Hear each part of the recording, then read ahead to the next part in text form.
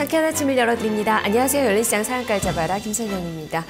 최근 증시가 오름세가 나타나고 있는 해외 증시에 비해서는 여전히 탄력이 좀 많이 부족한 그 모습이 나타나고 있는 구간입니다.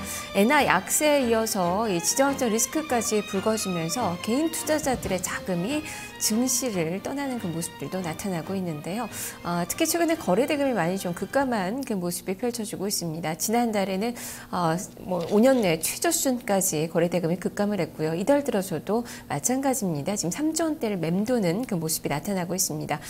계속적으로 박스권 내에 그런 전망들이 많이 나오면서 투자자들은 단기 대기선 자금에 자금을 넣고 있는 그 상황인데요. 지금 환매 조건부 채권은 전반적으로 사상 최고치 수준까지 지금 자금이 불어난 그 상황이고 MMF도 마찬가지입니다. 계속적으로 자금이 늘어나고 있습니다. CMA 잔고 역시도 지금 2011년 내에 최고 수준까지 올라서고 있는 그 상황인데요.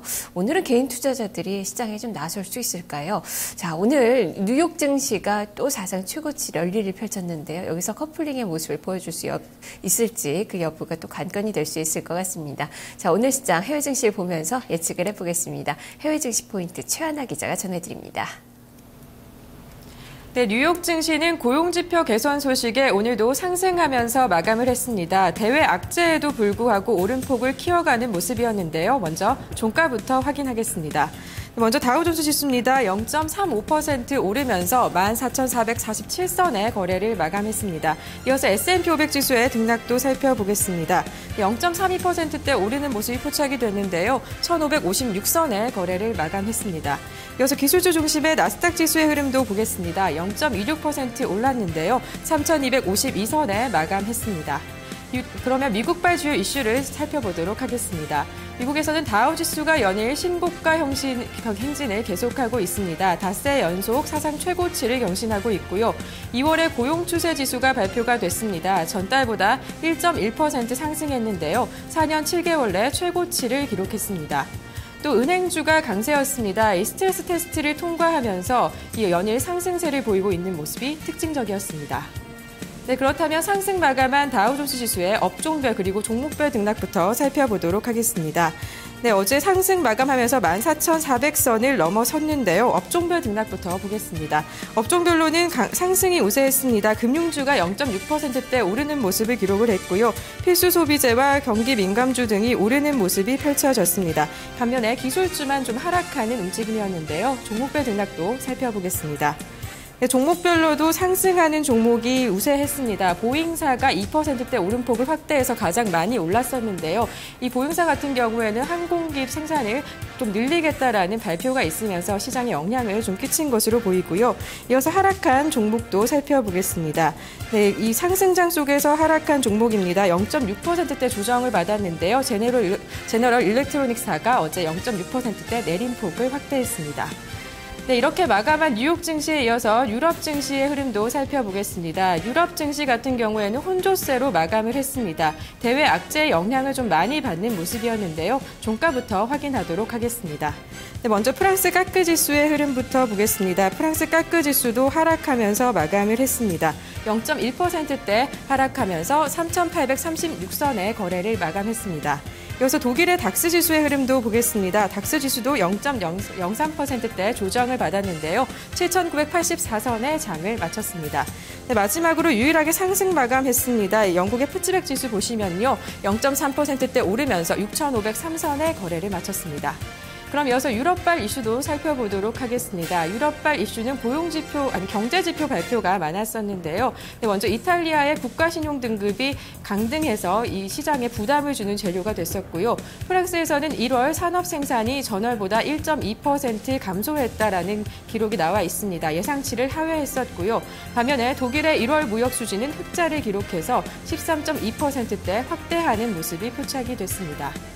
네, 그러면 어제 하락 마감한 프랑스 까크 지수부터 자세한 흐름을 살펴보도록 하겠습니다. 프랑스 까크 지수는 0.1%대 조정을 받았습니다. 종목별 흐름 살펴보겠습니다. 하락장 속에서도 이 상승한 종목이 있습니다.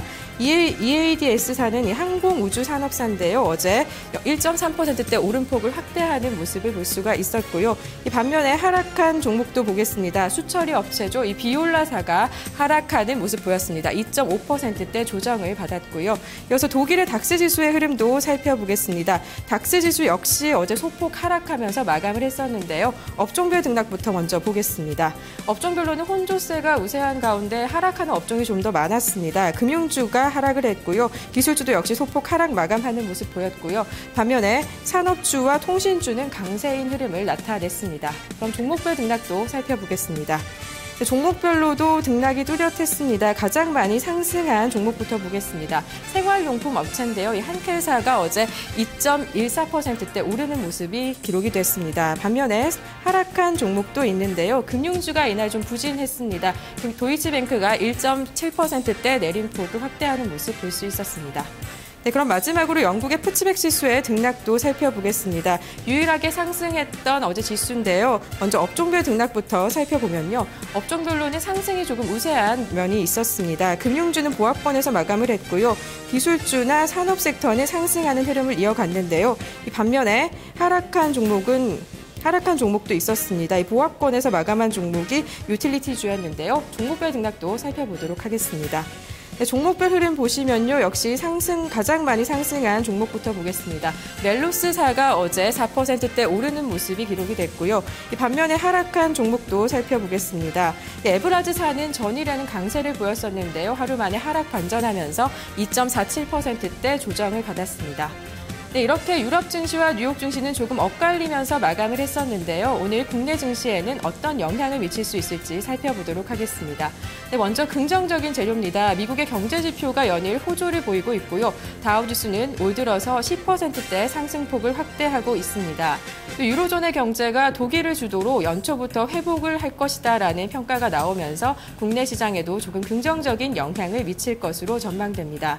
반면에 부담을 주는 재료도 있습니다. 중국의 1월 산업 생산과 소매 판매가 부진하게 나타났고요.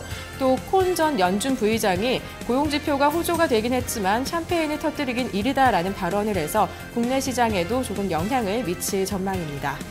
지금까지 해외 증시 포인트였습니다.